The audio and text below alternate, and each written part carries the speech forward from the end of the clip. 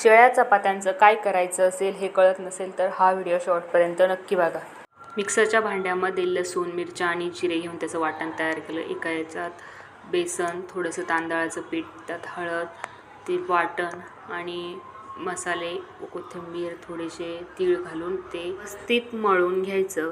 आणि चपात्यांना आपण आळूच्या वड्यांना जसं सगळीकडून लावतो आणि त्याची वडी बनवून घेतो तशा प्रकारे करायचं। व्यवस्थित लावायचं आणि ते एका चाळणीत उकडायला ठेवून द्यायचं।